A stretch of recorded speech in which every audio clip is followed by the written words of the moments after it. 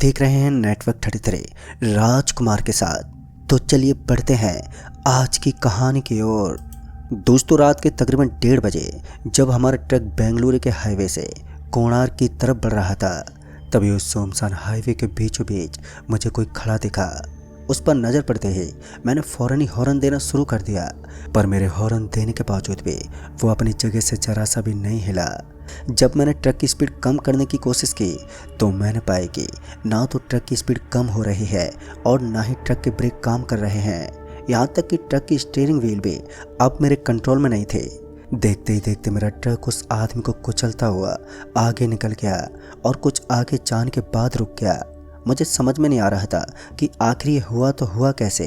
अभी मैं डरा सहमा किसी तरह वापस से ट्रक स्टार्ट करने की कोशिश ही कर रहा था कि तभी ट्रक के विंडो पर किसी ने थपथपाया, और जब मैंने विंडो की खिड़की की तरफ देखा तो कोई भी नहीं था, पर यह एहसास हो रहा था कि कोई तो है। मैंने बजरंगबली का नाम लिया और दोबारा ट्रक स्टार्ट करने की कोशिश की और किस्मत से ट्रक भी चल पड़ी।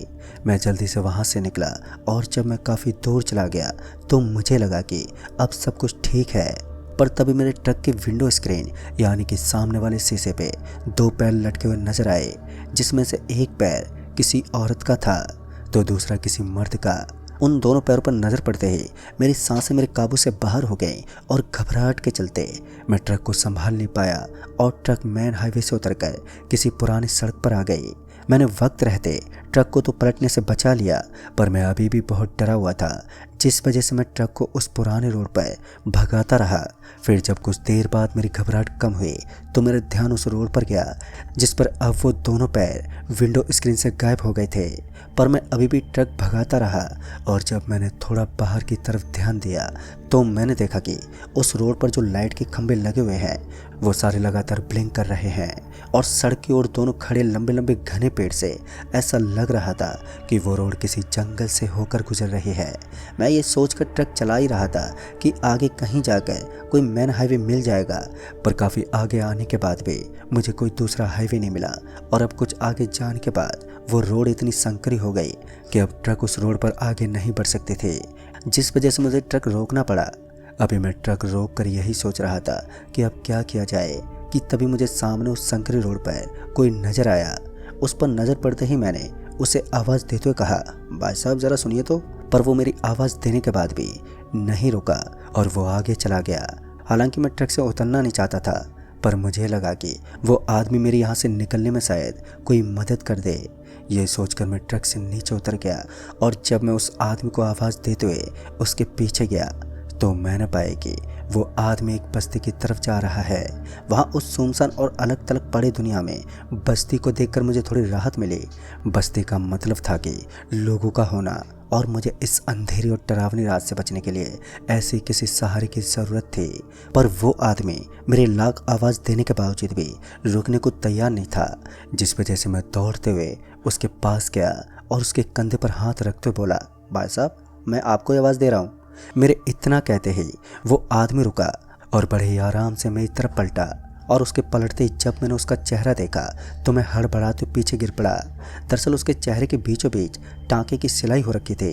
अभी मैं ज़मीन पर गिरा चीख ही रहा था कि तभी वो आदमी बोला, चीखो नहीं, कहीं वो सुन ना ले।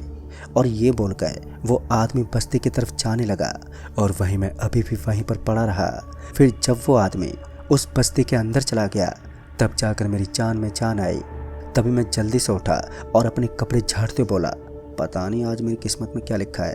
अभी मैंने इतना कहा ही था कि तभी वहाँ किसी के चीखने चिल्लाने की आवाज़ आने लगी। वो चीख सुनते ही मेरे पैर अपने आप ही ट्रक की तरफ भाग खड़े हुए और सीधे ट्रक में चढ़ने के बाद ही रुके। पर ट्रक में आने के बाद भी मुझे वो चीखें अभी भी साफ साफ सुनाई दे रहे थे, जिस वजह से मेरा पूरा बदन थरथराए जा रहा था। फिर जब अचानक ही ट्रक जोर से हिलने लगा तो मेरी जान हलक में ही आ गई। ट्रक को अपने आप हिलता देख पता नहीं मेरे को क्या सोचे कि मैं ट्रक से नीचे उतरा और चीखते उस बस्ती की तरफ भागने लगा। और जब मैं उस बस्ती में पहुंचा तो हड़बड़ाते हुए एक घर में घुस गया जिसका दरवाज़ा खुला हुआ था। अभी मैं उस घर में घुसा ही था कि तभी मेरी नज़र उस घर के अंदर दीवार की तरफ मुँह किए बैठी एक औरत पर पड़ी। इससे पहले मैं उस औरत से कुछ कहता कि वो मुझे देखे बिना ही बोले, अपने कानों पर हाथ रखकर चुपचाप बैठ जाओ। पता नहीं क्यों उस औरत के इतना कहते ही मैंने ठीक वैसा ही किया। मैं अपने कानों पर अपना हाथ रख के मन ही मन भगवान का नाम लेने लगा और अभी मैं अपनी सलामती की भगवान से दुआई कर रहा था कि तभी वही आदमी उस घर में दाखिल हुआ जिसके चेहरे को देखकर मैं भागा था। इससे पहले मैं कुछ समझ पाता कि वो आदमी बोला, तुम इस तरफ क्यों चले आए? तुम्हें पता नहीं है यहाँ जो आता है वो फिर यहीं का होकर रह जाता है। अभी वो आदमी ये बता ही रहा था कि तभी किसी के आने की आहट सुनाई पड़ी। उस आहट के सुनाई देते ही वो दोनों घबरा उठे और घबराते हुए मुझसे बोले, तुम उस कोठी के पीछे छुप जाओ और ज़रा सी भी हलचल मत करना। फिर मैं अनाज के उस कोठे के पीछे जाकर छिप गया। अभी मैं कोठे के पीछे दुबका ही था कि तभी एक बूढ़ा सा आदमी आया जिसके हाथ में एक झोला था। उस आदमी के अंदर आते ही वो दोनों उसके सामने अपने घुटनों के बल बैठ गए। फिर उस आदमी ने अपने उस झोले से एक बड़ी सी सुई और काला धागा निकाला और उस आदमी के चेहरे को सिलने लगा। उस आदमी के चेहरे पर सिलाई करने के बाद वो बूढ़ा आदमी उस औरत की तरफ पलटा और अपने झोले से छोटी कीलें और एक हथौड़ी निकाली और उस औरत के सिर पर 20 से 25 कीले ठोकने के बाद वो बूढ़ा आदमी अपना झोला लेकर वहाँ से चला गया। उसके जाने के बाद जब मैं उस अनाज की कोठी से बाहर निकल कर आया तो मैंने देखा कि वो आदमी और वो औरत बेहोश है। अभी मैं अपना सर पकड़े ये सोच ही रहा था कि आखिर ये सब क्या था। आखिर उस बूढ़े आदमी ने इन दोनों के साथ ऐसा क्यों किया? आखिर वो बूढ़ा आदमी है कौन जिससे ये दोनों इतने डरते हैं? अभी यही सवाल मेरे दिमाग को हिलाए हुए थे कि तभी उस आदमी को होश आ गया और जब मैंने उसे सहारा देते तो कहा, आखिर कौन सी जगह है ये और उस बूढ़े आदमी ने तुम्हारे चेहरे पर सिलाई क्यों की है? उस पर जब उस आदमी ने जो बताया वो सुनकर मेरे रोंगटे खड़े हो गए। वो बूढ़ा सा दिखने वाला आदमी कोई और नहीं है बल्कि वो एक ऐसा शरीर है जिसमें 7 अतृप्त आत्माएं रहती हैं और उस शरीर की आत्मा आज भी अपने शरीर को पाने के लिए चीखती चिल्लाती इस बस्ती में घूमती रहती है। अभी वो आदमी मुझे उस बूढ़े आदमी की बात बता ही रहा था कि इसी बीच उस औरत को भी होश आ गया। वो औरत होश में आते ही बोली, तुम्हें जल्दी से यहाँ से निकलना पड़ेगा। अगर तुम उस मोची के पकड़ में आ गए तो वो तुम्हें इतनी जगह से उधेड़ेगा और सिलेगा कि तुम्हें अपने आप में और किसी कपड़े में ज़्यादा फर्क महसूस नहीं होगा। हम दोनों पति पत्नी तो झेल रहे हैं, हम नहीं चाहते कि तुम भी झेलो। इस पर जब मैंने उन दोनों से पूछा कि आखिर आप दोनों यहाँ कैसे आए और अब तक यहाँ से भागे क्यों नहीं, तो इस पर उस औरत ने कहा, आज से ठीक 3 साल पहले हम दोनों मियाँ बीवी अपने घर लौट रहे थे। तभी हाईवे पर हमारी गाड़ी अचानक ही बंद पड़ गई। जब गाड़ी से नीचे उतर कर देखा तो गाड़ी में कोई खराबी नजर नहीं आई, क्योंकि रात काफ़ी हो चुकी थी। ऊपर से हम उस वक्त हाईवे के ऐसे हिस्से पर थे जहां लाइट भी नहीं थी, जिस वजह से चिंता थोड़ी और बढ़ गई। अभी हम लोग यही सोच रहे थे कि क्या करें कि तभी एक ऑटो वाला सामने से आता हुआ दिखा। हमने उस ऑटो वाले को आवाज़ देकर रुकवाया और पूछा कि यहाँ कोई मैकेनिक मिल जाएगा, जिस पर वो ऑटो वाला बोला, इस वक्त तो मुश्किल है, पर आप कहें तो मैं आपको आगे वाले ढाबे तक छोड़ देता हूँ, वहाँ शायद आपको कोई मदद मिल जाए। ऑटो वाले की बात सुनने के बाद हमें लगा कि यहाँ वीरान में रुकना ठीक नहीं रहेगा, लिहाजा हम दोनों उस ऑटो वाले के साथ उस ढाबे के लिए निकले। हम अभी जा ही रहे थे कि तभी ऑटो अचानक से पलट गई। ऑटो के पलटते मैं उसी वक्त बेहोश हो गई और जब होश आया तो मैंने देखा कि एक बूढ़ा आदमी मेरे पति और उस ऑटो ड्राइवर को उनकी टांगों से घसीटते हुए लेकर जा रहा है। मैं अपने आप को किसी तरह संभालते उठे और उस आदमी की तरफ दौड़े और दौड़ते दौड़ते इस बस्ती में आ पहुंचे, पर तब तक काफ़ी देर हो चुकी थी। उस मोची ने मेरे पति का आधा शरीर छल्ली कर सिल दिया था, तो वहीं उस ऑटो वाले के हाथ पर काट कर चौराहे के पेड़ पर लटका दिए। और जब मैं उस मोची के हाथ लगी तो उसने मेरे सर में इतने सारे कीले ठोक दिए कि अब मेरे सर पर बालों से ज़्यादा कीले गाड़ी हुई हैं। हमें ये तो पता नहीं कि हम अब भी क्यों जिंदा हैं, पर अब हम ऐसी सूरत लेकर पुरानी ज़िंदगी में नहीं लौट सकते। हमें कोई भी नहीं अपनाएगा। डरावने चेहरे के साथ, और शायद अब तुम्हारा भी हाल कुछ हमारे जैसा ही होने वाला है, क्योंकि वो मोची तुम्हें आज नहीं तो कल पकड़ ही लेगा। उस औरत की बात सुनकर मेरा दिल बैठ गया। शायद सच में मेरा भी कुछ ऐसा ही हाल होने वाला था, पर मैं इतनी आसानी से हार नहीं मानने वाला था। और जब मैं उस मोची के हाथ ही न लगूं तो इस पर वो आदमी बोला, तुम कोशिश कर सकते हो, वो मोची अभी उस चौराहे पर ही बैठा किसी न किसी की चमड़ी से रहा होगा। तुम बस बिना कोई आवाज़ किए उस हाईवे पर पहुंचने की पूरी कोशिश करना। अगर तुम मैंने हाईवे तक पहुंच गए तो तुम बच जाओगे, नहीं तो हम शायद दोबारा मिलेंगे, और भगवान ना करे ऐसा हो। उस आदमी की बात सुनने के बाद मैं दबे पांव उस घर से निकला अपने ट्रक की ओर। अभी मैं दबे पांव अपने ट्रक की तरफ बढ़ ही रहा था कि तभी मुझे लगा कि मेरे पीछे पीछे कोई आ रहा है। उस वक्त मेरे अंदर इतनी हिम्मत नहीं थी कि मैं एक बार को पीछे पलट कर देख लूं, पर जब मैं किसी तरह हिम्मत जुटाते हुए पीछे पलट कर देखा तो पीछे कोई था ही नहीं। शायद डर ही इतना ज़्यादा हो गया था कि मेरा दिमाग कुछ भी सोचने लगा था। खैर मैं ट्रक की तरफ बढ़ता रहा और जब मैं ट्रक के पास पहुंचा तो मैंने देखा कि मेरे ट्रक में कोई पहले से ही बैठा हुआ है। उसे देखते मैं रोड के पेड़ों के आड़ में छिप गया और उसके जाने का वेट करने लगा। और कुछ देर वेट करने के बाद जब वो ट्रक से उतरकर कहीं चला गया तो मैं उस पेड़ के आड़ से बाहर आया और अपने ट्रक में जाकर बैठ गया।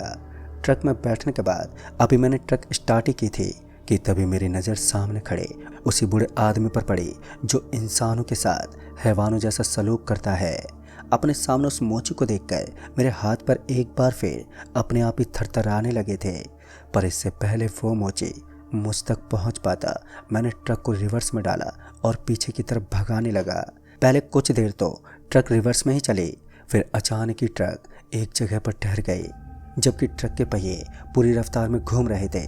और जब वो मोची ट्रक के करीब आने लगा तो मैं बौखला उठा। मुझे पता था कि अगर मैं मोची के हाथ लगा तो मेरा अंजाम क्या होगा, और इसी बौखलाहट में मैं ट्रक से नीचे उतरा और मेन हाईवे की तरफ पूरी जान लगाकर दौड़ने लगा। पर जल्दी ही मेरी सांसें चढ़ गई थी, जिस वजह से अब मेरी रफ्तार कम होने लगी और जब मेरी सांसें उखड़ने लगी तो मैं लड़खड़ा के नीचे गिर पड़ा। अब सांसें इस कदर चढ़ चुकी थी कि मेरी आंखों के सामने अंधेरा छाने लगा। मैं किसी तरह दोबारा उठ तो गया, पर उठते ही मुझे ऐसा चक्कर आया कि मैं मुंह के ही बल गिर पड़ा और गिरते में होश को बैठा। फिर जब मुझे होश आया तो मैं उसी बस्ती के किसी घर के पीछे पड़ा हुआ था। पहले तो मुझे अपने आप को जिंदा देखकर काफ़ी खुशी हुई, क्योंकि जब मैं भागते गिर के बेहोश हुआ था उस वक्त वो मुझे मेरे ठीक पीछे ही था और मुझे लगा था कि यही मेरा अंत है। पर अभी सवाल ये था कि आखिर में बचा तो बचा कैसे और साथ ही यहाँ पर कैसे पहुँचा। अभी मैं इसी बारे में सोच रहा था कि तभी मुझे एक ऐसा आदमी दिखा जिसके दोनों बाजू काले धागे के सहारे उसके कंधे से लटके हुए थे। और जब वो मेरे करीब आया तो मैंने देखा कि उसके दोनों होंठ आपस में सिले हुए हैं। उसे देखकर मैं समझ गया कि ये भी उस मोची का ही शिकार हो गया है। और जब मैंने उससे पूछा कि क्या तुमने ही मुझे उस मोची से बचाया, तो इस पर उसने अपना सर ना में हिलाकर जवाब दिया और अपने पैंट की जेब की तरफ इशारा करने लगा। उसका इशारा समझते ही मैंने जब उसके पैंट की जेब में हाथ डाला तो उसके पैंट से एक बटुआ निकला और जब मैंने उस बटुए को खोलकर देखा तो उसमें उस आदमी की फैमिली फ़ोटो दिखी जिसमें वो और उसके बूढ़े माँ बाप थे। और जब मैंने वो फ़ोटो उसको दिखाया तो उसके आंखों से आंसू बहने लगे। उस वक्त मैं उसका दर्द अच्छे से महसूस कर सकता था, पर कुछ कर नहीं सकता था। फिर जब उस आदमी ने मुझे अपने पीछे आने का इशारा किया तो मैं उसके पीछे चल पड़ा। कुछ दूर जाने के बाद वो आदमी एक जगह पर रुका और नीचे एक गड्ढे की तरफ इशारा करने लगा। और जब मैंने उस गड्ढे में झांक कर देखा तो उसमें एक झोला यानी कि बैग दिखा। मैंने उस बैग को उस गड्ढे से बाहर निकाला और जब उसके अंदर देखा तो मैंने पाया कि उसमें बड़ी बड़ी सुई धागे और हथौड़ी कीले हैं।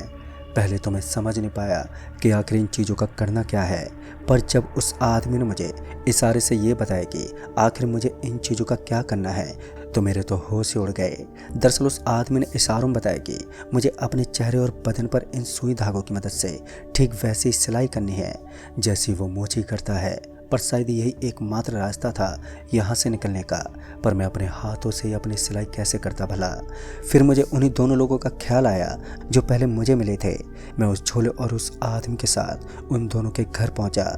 मुझे दोबारा सही सलामत देखकर उन्हें खुशी तो हुई, पर साथ ही दुख भी हुआ कि मैं अभी तक यहीं पर फंसा पड़ा हूँ। फिर जब मैंने उन्हें आगे का प्लान बताया तो वो राजी हो गए और उसी वक्त उन दोनों ने मेरे बदन पर टाँके लगाना शुरू कर दिए। वो उन टाँकों का दर्द इतना ज़्यादा था कि मैं बेहोश हो गया।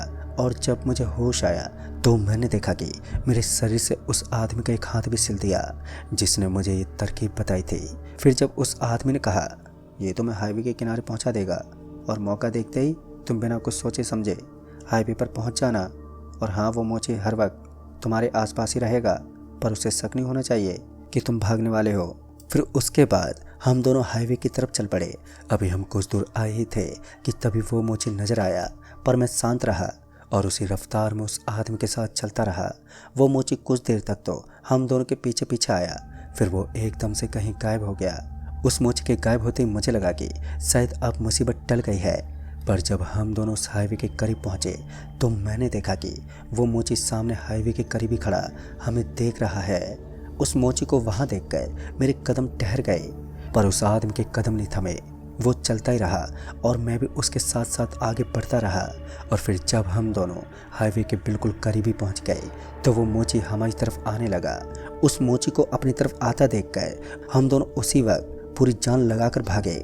और जब मैं हाईवे पर पहुंचा तो मुझे एहसास हुआ कि उस आदमी का एक हाथ जो मेरे हाथ के साथ सिला हुआ था अब मेरे हाथ से लटका छोड़ रहा था, और वो उस पुराने रोड पर खड़ा मेरे को देखे जा रहा था। और वो मोची भी वहीं खड़ा गुस्से से चीखे जा रहा था। मैं वहाँ से आगे निकल गया और आगे एक ढाबे पर पहुँचते ही मैं बेहोश हो गया। फिर जब मुझे होश आया तो मैं किसी अस्पताल में था और मेरे सारे टाँके खुले हुए थे। दरअसल उन ढाबे वालों ने ही मुझे अस्पताल तक पहुंचाया था। उस अस्पताल से निकलने के बाद जब मैं उस ढाबे पर पहुंचा जहां मैं बेहोश हुआ था तो उन लोगों ने बताया कि उन्हें पता था कि मेरे साथ क्या हुआ है, और उन्हें उस मोची के बारे में भी पता था। उस मोची के बारे में उन्होंने बताया कि वो एक सन की मोची था जो दिन में तो जूते चप्पल ही सिलता था, पर रात होते ही वो मोची कब्रों से लाशें निकाल कर उनकी चमड़ियों की सिलाई करता था और कीले भी ठोकता था। और ऐसे ही एक रात जब उसने 7 लाशों को आपस में सिल दिया तो उस रात के बाद वो मोची बदल गया और उसकी आवाज़ कभी औरत की हो जाती तो कभी मर्द की, यहाँ तक कि उसकी याददाश्त भी खो गई थी। पर उसका वो पागलपन अब इतना बढ़ गया कि उसके डर और खौफ के कारण पूरा गांव खाली हो गया।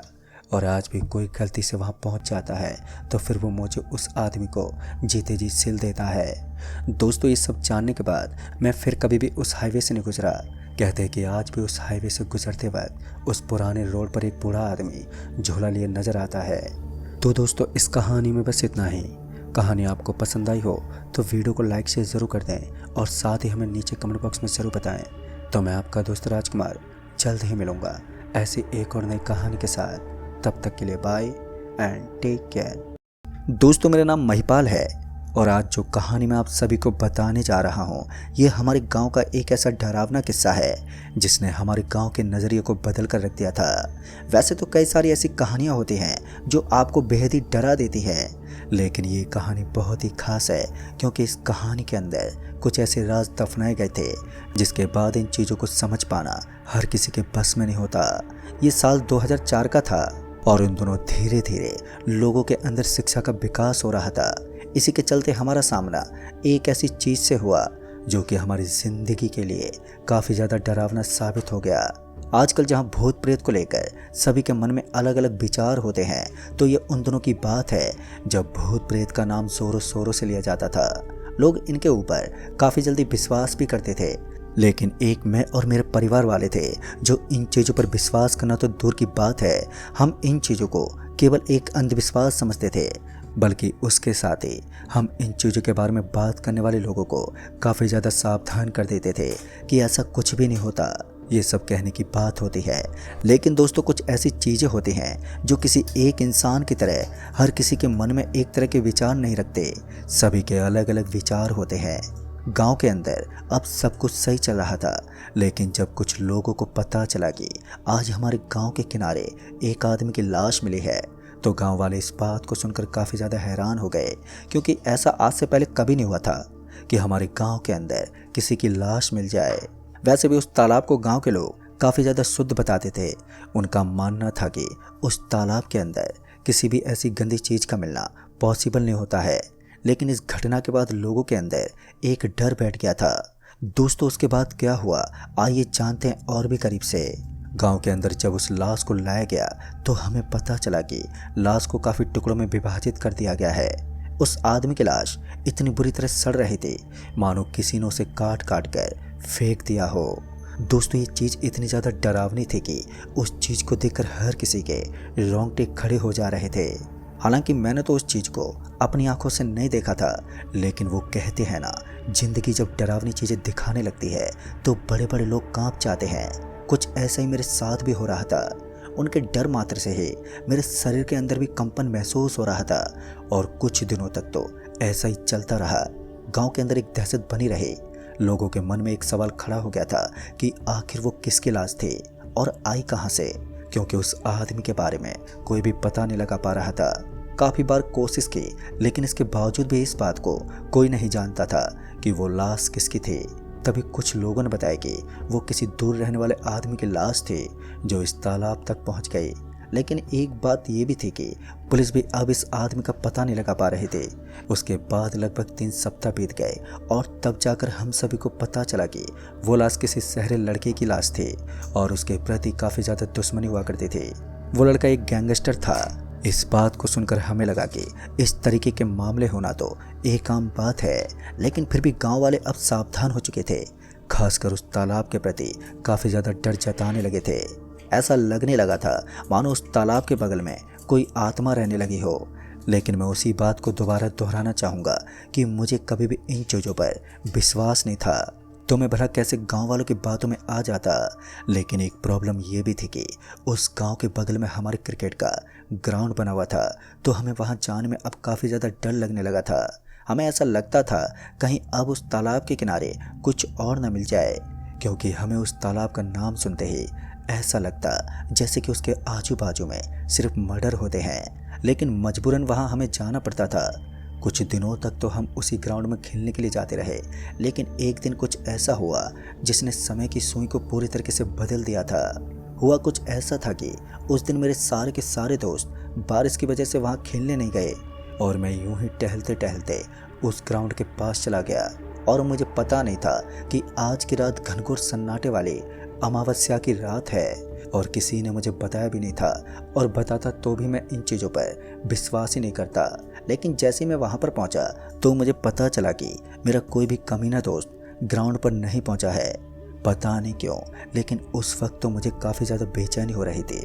लेकिन उसके बाद मैंने ज़्यादा ध्यान नहीं दिया और मैंने सोचा कि कुछ देर उन लोगों का इंतज़ार कर लेता हूँ। अगर वो आ जाएंगे तो हम खेल कर ही वापस जाएंगे, अगर नहीं आएंगे तो मैं चला जाऊंगा। यह सोचकर उस तालाब के किनारे बैठ गया जिसे लोग अब भूतिया बताते थे। कुछ देर बैठे रहने के बाद मुझे ऐसा लगने लगा कि उस तालाब के किनारे कुछ है जो मुझे सिर्फ महसूस हो रहा है, मैं उसे देख ही नहीं पा रहा था। एक पल के लिए तो मुझे ऐसा लगने लगा कि यहाँ पर कोई भूत प्रेत है। दोस्तों, जहाँ पर सभी लोग भूत प्रेत का साया उस तालाब को मानते थे, तो कोई इस बात से रूबरू नहीं था कि उस तालाब के पास कुछ है ही नहीं। क्योंकि मैं लगातार 1 घंटे से उस तालाब के पास बैठा रहा, लेकिन मुझे ऐसा कुछ भी महसूस ही नहीं हुआ। लेकिन जो चीज़ भूतिया थी वो तो एक अलग ही चीज़ थी जिसके बारे में कोई भी सोच नहीं सकता था। वहीं उस तालाब से लगभग 200 या 300 मीटर की दूरी पर एक मंदिर बना हुआ था। उस मंदिर को बंद हुए आज काफ़ी साल बीत गए थे। लोग उस मंदिर को डाकनियों का मंदिर बताते थे। लोगों का कहना था कि उस मंदिर के अंदर पहले डाकन की पूजा हुआ करती थी और उस मंदिर को हमेशा हमेशा के लिए बंद कर दिया गया है। लेकिन मुझे आज भी एक बात समझ में नहीं आती थी, डाकनियों की पूजा क्यों की जाती थी। उस मंदिर के अंदर ऐसी कौन सी माया थी जिसकी वजह से उसकी पूजा की जाती थी। क्योंकि गांव के अंदर तो टाइम टू टाइम भगवान की पूजा तक नहीं होती और लोग प्रेतों की पूजा किया करते थे। इन बातों को एक साइड रखते हुए मैं वहां से घर के लिए निकलने लगा, लेकिन मुझे ऐसा लगा कि उस पानी में कोई डुबकी लगा रहा है। एक पल के खातिर मेरे बढ़ते हुए कदम एकदम से रुक गए और उसके बाद मैंने पीछे पलटते हुए देखा तो उस वक्त हल्का हल्का अंधेरा हो चुका था, लेकिन अभी भी सब कुछ नजर आ रहा था। मुझे तो उस तालाब के आजू बाजू में कोई भी नजर ही नहीं आया। तभी मैंने सोचा कि कोई छोटा मोटा जानवर होगा और तभी मुझे ऐसा लगा कि कोई अपने कदम पटकते हुए यहाँ से भागकर उस मंदिर की तरफ चला गया है। उस वक्त मैंने भी सोचा कि चलो मैं भी घर चलकर देखता हूँ कि आखिर वो कौन है, और उसके बाद मैं उन कदमों का पीछा करते हुए उस मंदिर की तरफ चल पड़ा जिस तरफ से आवाज़ आई थी। कुछ देर तक तो आवाज़ का पीछा करते हुए मैं उस मंदिर के जब सामने पहुँचा तो मैंने देखा कि मुझे वहाँ पर किसी की चप्पल नज़र आ रही थी। देखने में ये चप्पल काफ़ी ज़्यादा पुरानी लग रही थी, जिनका फीता टूटा हुआ था। फिर उसके बाद मैं उन चप्पलों को फॉलो करते हुए उस मंदिर के अंदर चला गया, और जैसे मैं उस मंदिर में पहुंचा तो मैंने देखा कि मुझे वहाँ पर एक आदमी बैठा हुआ नज़र आ रहा था जिसका पूरा का पूरा शरीर सफ़ेद रंग की ड्रेस से लिपटा हुआ था। उस आदमी को देखकर पता नहीं क्यों, लेकिन मुझे थोड़ा अजीब सा लग रहा था। फिर उसके बाद ना चाहते हुए भी मेरे मुंह से उस आदमी के लिए एक शब्द निकल गया, अरे भाई साहब, आप यहाँ पर क्या कर रहे हो। और फिर इतना सुनते ही उसने एकदम से पीछे पलट कर देखा तो मैंने पाया कि वो आदमी पूरी तरह से काला है। एकदम काला होने के साथ ही इसकी आंखें भी एकदम हरी हरी थी। ये इतना ज़्यादा डरावना लग रहा था कि पहली बार मेरा पूरा का पूरा शरीर थर थर काँपने लगा। मैंने अपनी ज़िंदगी में पहली बार कुछ ऐसा देखा था जिसे देखकर मुझे डर लग रहा था, लेकिन अभी तक ये पूरी तरीके से कंफर्म नहीं था कि यह एक भूत है। उस आदमी के साथ छेड़खानी करने के बाद मुझे ऐसा लगने लगा कि मैंने कुछ गलत कर दिया है।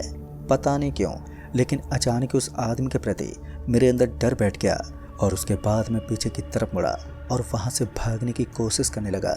लेकिन जैसे ही मैं पीछे की तरफ मुड़ा तो अचानक ही मेरे पीछे वाले दरवाजे एकदम से बंद हो गए और मैं समझ गया था कि इन भूतों के मंदिर में आकर मैंने खुद की मौत को दावत दी है और अब मुझे कोई भी जिंदा नहीं बचा सकता। उस वक्त मैं जैसे ही पीछे मुड़ा तो मेरा पूरा का पूरा शरीर एकदम से सुन्न पड़ गया, क्योंकि मैंने देखा कि अब वो काला आदमी वहाँ पर मौजूद ही नहीं था। वहाँ का पूरा नज़ारा साफ हो चुका था। मुझे वहाँ पर एक मूर्ति नजर आ रही थी जिसकी खोपड़ी कटी हुई थी। मैं समझ गया था कि यह एक डायन की मूर्ति है और पहले यहाँ पर डायनों की पूजा हुआ करती थी। वहाँ पर एक थाली पड़ी हुई थी जिसके अंदर दिया चल रहा था, तो मैं समझ गया था कि यहाँ पर सच में भयानक डायनों की पूजा हुआ करती थी और आज भी यहाँ पर कुछ ऐसा ही हो रहा था और मैंने उस आदमी को यहाँ पर डिस्टर्ब कर दिया था जिसका अंजाम मुझे भुगतना पड़ेगा। अभी मैं इतना सोच ही रहा था कि तभी मेरी नज़र ऊपर की तरफ गई और जैसे ही मैंने ऊपर की तरफ देखा तो मेरे पैरों तले ज़मीनें खिसक गई, क्योंकि इस बार मैंने देखा कि वो काला काला आदमी ऊपर की तरफ से नीचे लटका हुआ था और अब उसको फांसी लग गई थी। ये देखकर मैं ज़ोर से चिल्लाया, लेकिन मेरी आवाज़ दबी दबी निकलने लगी। उस वक्त क्या हो रहा था मुझे कुछ भी समझ में नहीं आ रहा था। सारी चीज़ें मेरी समझ से बाहर थी और उसके बाद मैंने उस दरवाजे को बहुत ज़ोर से खोलने की कोशिश की, लेकिन वो दरवाज़ा खुल ही नहीं रहा था। और तभी मुझे आवाज़ आई, अब तुम यहाँ से कभी नहीं जा पाओगे। और जैसे मैं पीछे की तरफ मुड़ा तो मैंने देखा कि ऊपर की तरफ लटका हुआ वो आदमी अपने मुंह से इस आवाज़ को बोलकर मुझे पूरी तरह से बैकफुट पर धकेल चुका था। मेरी सांसें अब उखड़ने लगी थी। मैं चाहकर भी कोई आवाज़ नहीं लगा पा रहा था। गांव वालों ने कभी भी इस मंदिर के ऊपर शक नहीं किया था कि इस मंदिर के अंदर किसी आत्मा का साया हो सकता है। तभी उसने एक गंभीर आवाज़ में कहा, तुम लोगों ने मेरी पूजा करना छोड़ दिया और अब मेरे मंदिर को इतना अशुद्ध रखते हो, तुम लोगों को इसका अंजाम भुगतना होगा। उस वक्त मैं समझ गया था कि मैंने अपनी मौत को बुलावा दे दिया है और अब मुझे कोई नहीं बचा सकता। मैं भगवान का नाम तो ले रहा था, लेकिन मैं भूल गया था कि भगवान का नाम लेने से कुछ नहीं होगा, क्योंकि इस वक्त मैं किसी भूत के मंदिर में हूँ। और तभी मुझे एक जाली नज़र आने लगी जो खुली हुई थी। उस जाली को देखकर मेरे मन में एक उम्मीद जगी और उसके बाद मैं भागता हुआ उस जाली के पास पहुँच गया और तुरंत उस जाली से छलांग लगा दी। मैं नीचे कूदा तो मैंने देखा कि मैं तो फिर से एक अजीब सी जगह पर आ गया था। ये बाहर निकलने का रास्ता नहीं था, बल्कि एक अजीब सी जगह थी जिसके चारों तरफ सन्नाटा पसरा हुआ था और एक अलग ही डर सा बैठा हुआ था। पता नहीं क्यों, लेकिन सारी की सारी जगह ही मुझे वहाँ पर अजीब लग रही थी। फिर उसके बाद मैंने सोचा कि कहीं ना कहीं मुझे बाहर निकलने का रास्ता तो मिल ही जाएगा, और यही सोचकर मैं काफ़ी देर तक इधर उधर भटकता रहा, लेकिन वहाँ से निकलने का कोई रास्ता ही नहीं था। मुझे उस जगह पर अब घुटन सी महसूस हो रही थी। पता नहीं क्यों, लेकिन ऐसा लग रहा था कि शायद आज ये मेरा आखिरी पल होगा। आज मेरी ज़िंदगी का आखिरी दिन यहीं पर कटने वाला है।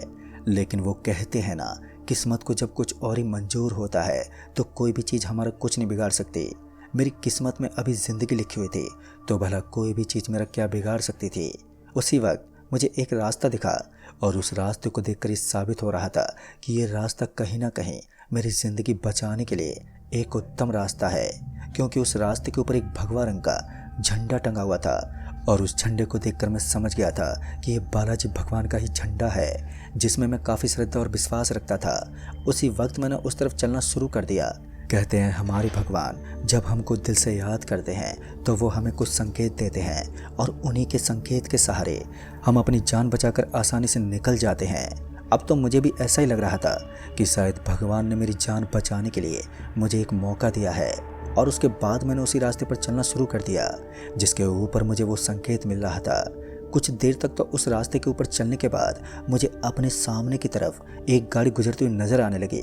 मैं समझ गया कि सामने की तरफ कोई हाईवे बना हुआ है और उसी हाईवे को पकड़कर मैं यहाँ से निकल जाऊँगा। लेकिन मुझे अभी भी विश्वास नहीं हो रहा था कि मैं डाकनियों के उस मंदिर के अंदर से उस जाली के अंदर से कूदा। और उसके बाद जब मैं नीचे कूद गया तो मैंने देखा कि वहाँ पर तो एक सपाट रास्ता बना हुआ था और अब ये रास्ता किसी हाईवे से जुड़ रहा था। सच में ये चीज़ काफ़ी अजीब होती है कि कोई सुरंगी रास्ता किसी हाईवे से जुड़ता हो, या तो वो मंदिर ऊंचाई पर था या फिर कुछ और बात थी। खैर, अंधेरा होने के कारण मुझे सारी चीज़ें ठीक से नजर नहीं आ रही थी, लेकिन मैं आज से पहले इस तरह रास्ते पर कभी नहीं आया था और आज पहली बारी मैं इस रास्ते को देख रहा था। और ऐसा मुमकिन ही नहीं था कि मैं इस गांव के रास्ते के बारे में नहीं जानता हूँ। मैं गांव के एक एक रास्ते को अच्छी तरह से जानता था। मैं आंख बंद करके भी कदम रखता तो अपने घर पहुंच जाता। उसके बाद मैंने भगवान के ऊपर विश्वास करके उस रास्ते पर चलना शुरू कर दिया और फिर कुछ देर के बाद मैं सड़क पर पहुंच गया। देखने में ये सड़क किसी नॉर्मल सड़क की तरह लग रही थी, लेकिन इसकी वास्तविकता मेरे दिमाग से छुपी हुई थी। मैं इसकी पूरी इन्फॉर्मेशन नहीं निकाल पाया था, यानी कि यहाँ पर कुछ तो गड़बड़ थी जो मेरी पकड़ से बाहर थी। जैसे ही मैं सड़क के ऊपर पहुँचा तो मैंने देखा कि मुझे वहाँ से कुछ साधन गुजरते हुए नजर आ रहे थे, लेकिन मैं किसी भी साधन के सामने अपना हाथ नहीं दिखा पा रहा था। जैसे मैं उसके सामने अपना हाथ दिखाने की कोशिश करता तो वैसे ही वो साधन और भी ज़्यादा स्पीड के साथ वहाँ से निकल जाता। और मैंने इस सड़क को पहली बार देखा था और इतनी पक्की सड़क तो हमारे गांव के किसी भी कोने में नहीं थी। फिर इस कोने में ये सड़क भला कैसे पहुँच गई? और भी काफ़ी ऐसी सारी हरकतें थी जो मेरी समझ से बाहर थी। फिर अचानक ही मुझे अपने पीछे की तरफ से एक बाइक वाला आता हुआ दिखा। मैंने फिर एक बार ये उम्मीद लेकर अपना हाथ दिखाया कि क्या पता ये आदमी मेरा हाथ दिखाने से अपनी बाइक का ब्रेक लगा दे, और उसके बाद में ऐसा ही हुआ। उस बाइक वाले ने मेरा हाथ देखते ही बाइक का ब्रेक लगा दिया। उसने अपने सर के ऊपर हेलमेट पहना हुआ था तो मैं उसका चेहरा नहीं देख पाया। जैसे वो मेरे पास पहुंचा तो मैंने उसे जल्दी से कहा, भाई साहब मेरी जान खतरे में है, प्लीज़ आप मुझे आगे तक छोड़ दीजिए। उस आदमी ने मेरी रिक्वेस्ट मान ली और उसके बाद मुझे जल्दी से बैठाकर वहाँ से अपनी बाइक को बढ़ाना शुरू कर दिया। कुछ देर तक तो बाइक काफ़ी ज़्यादा रफ्तार के साथ वहाँ से आगे निकली और अब हम दोनों काफ़ी ज़्यादा सुरक्षित थे। मुझे भी ऐसा लग रहा था कि अब मैं बच गया हूँ, लेकिन एक बात अभी भी समझ में नहीं आ रही थी कि मेरा गांव किस तरफ है, क्योंकि मेरे गांव के अंदर ही तो वो मंदिर पड़ता था और मैं तो वहाँ से काफ़ी दूर आ गया था। जो भी हो, उस वक्त मेरे जहन में एक अलग ही डर बैठा हुआ था, लेकिन मैं लगातार अभी भी उस बाइक के पीछे बैठा रहा और इधर उधर देखता रहा। फिर कुछ देर के बाद वो मुझे एक ऐसी जगह पर लेकर पहुँच गया जहाँ चारों तरफ मुझे सिर्फ और सिर्फ घनघोर जंगल ही दिख रहा था। उसके अलावा सिर्फ सन्नाटा पड़ा था। किसी तरह हम दोनों एक सुनसान जगह पर पहुंचे जहाँ पर एक भवन बना हुआ था। उसने मुझे वहीं पर उतरने को कहा। उस आदमी की बात मानकर मैं तुरंत ही उसकी बाइक से नीचे उतर गया और फिर अपने आजू बाजू में देखने लगा। पता नहीं क्यों, लेकिन उस वक्त मेरे सर के अंदर मुझे बहुत ही ज़्यादा दर्द हो रहा था और उसी वक्त मैं एक जगह पर बैठ गया और फिर अचानक ही मेरी आंखों के सामने काला काला अंधेरा छाने लगा और उस अंधेरे के साथ ही मेरी आंखें बंद हो गई। उसके बाद जब दोबारा मैंने अपनी आंखें खोली तो इस बार मैंने देखा कि अब सूरज की रोशनी आसमान में छा चुकी थी और चारों तरफ उजाला हो चुका था, यानी कि दिन हो चुका था। और इस बार मैंने देखा कि मैं उसी तालाब के किनारे पड़ा हुआ हूँ जहाँ पर हमारा क्रिकेट का वो ग्राउंड था। उसके बाद मेरे घर वाले मुझे ढूंढते हुए मेरे पास पहुँच गए। जैसे वो मेरे पास पहुँचे तो मैंने उन्हें सारी बात बताई। मेरी बातों को सुनकर किसी को भी मेरी बात पर विश्वास नहीं हुआ, लेकिन दोस्तों उस दिन जो मैंने देखा था वो एक वास्तविकता थी। मैं इस बात को भली भांति जानता हूँ और उस दिन तो मैं जिंदा बच गया, लेकिन इस घटना के घटित होने के बाद मुझे भूत प्रेत पर बहुत ही ज़्यादा विश्वास होने लगा।